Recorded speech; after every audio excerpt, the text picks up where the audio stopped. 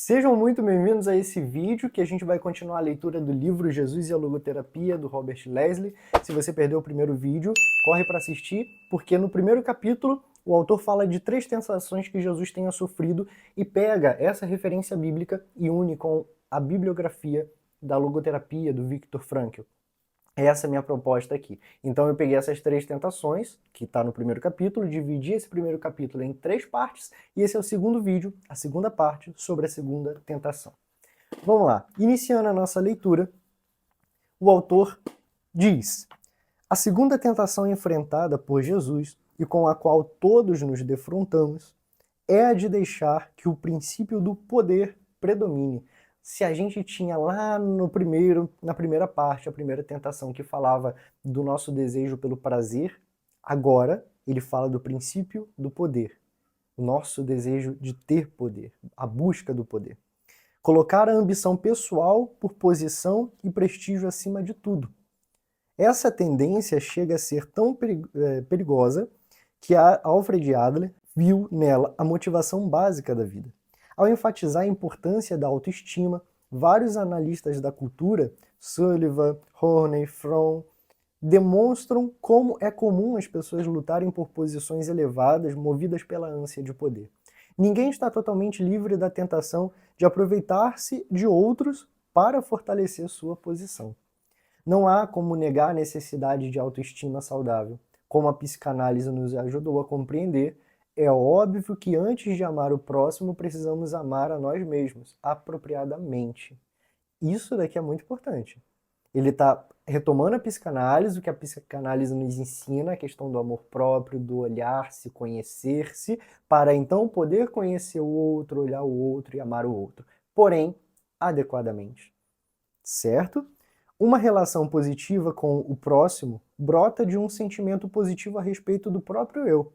Estamos começando a entender que, em vez de condenar uma pessoa por uma atitude sua repreensível, precisamos compreender que o que ela precisa realmente é descobrir um valor maior em si mesma.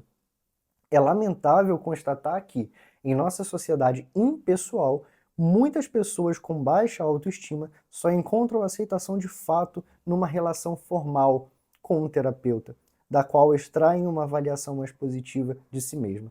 Ele está dizendo aqui que é triste que as pessoas elas não se entendam na nossa sociedade de hoje, que elas tendam a passar umas por cima da outra, e por isso muita gente, somente lá com seu psicólogo, com seu terapeuta, consegue se abrir, consegue encontrar uma segurança, um conforto, porque cada vez mais parece difícil encontrar verdadeiros amigos, pessoas que possam nos acolher de fato. Assim, a psicologia dinâmica nos ajuda a compreender a dificuldade que muitas pessoas têm de abrir-se ao outro, de ser pessoas amorosas, e com ela aprendemos a capacidade salutar de encontrar aceitação. Mas a questão do prestígio nunca se resolve realmente através do amor a si mesmo, ainda que amando-se apropriadamente. Por fim, alcança-se a posição, não correndo atrás dela, mas merecendo. Não é correndo loucamente atrás do prazer, não é, perdão, do prazer não, do poder, não é querendo passar por cima de todo mundo para chegar lá no topo que você vai conquistar. Não, você precisa merecer. Você precisa aquele fazer por onde que a gente aprende desde pequenininho. Porque quando buscamos o poder diretamente, então eu tô ali ó, cego para chegar ao poder. Seja curvando-nos diante do diabo, ou dando o lugar de honra aos objetivos demoníacos da riqueza, da posição ou da fama, o resultado é evidente. A ânsia de poder leva à subserviência ao demônio, em termos de lealdade divididas. É alto demais o custo da submissão dos padrões superiores aos inferiores, da repressão dos relacionamentos pessoais para proveito do sucesso organizacional. Em última análise, como salienta Frankl repetidamente, a ânsia de poder nunca é satisfeita diretamente e só encontra sua realização como subproduto. A autoestima nasce das avaliações refletidas positivas dos que foram ajudados. Ora, ele está dizendo aqui, se você quiser passar por cima de todo mundo, você até pode chegar lá no poder, mas você vai ser odiado. Ninguém vai ter prestígio por você e nem vão te respeitar pela sua posição. Mais vale você chegar no poder ou ser sinônimo de autoridade, ser conhecido como autoridade, ajudando as pessoas do que passando por cima delas. Essa é a resposta que Jesus dá ao diabo e que é mais especificada no decorrer do seu ministério. A posição de honra cabe a quem serve. A pessoa encontra sua posição através de uma relação correta com Deus. Uma relação comprovada por uma vida de serviço. A resposta de Jesus deixa definitivamente claro o aspecto mais importante. Cultua a Deus, que a questão da posição se resolverá por si mesma. Aqui ele termina essa parte sobre o poder, é menor do que a primeira, e o que nós podemos concluir disso e tirar para a nossa vida. Ele também termina mais uma vez falando do culto a Deus, e não necessariamente o culto a um ser transcendental, mas o culto que ele quer dizer, o respeito do seu propósito, do sentido que a gente falava. Você encarar o seu sentido da sua vida, o que te move, como uma busca cega de poder, desculpa, isso não é um sentido real que vai te realizar.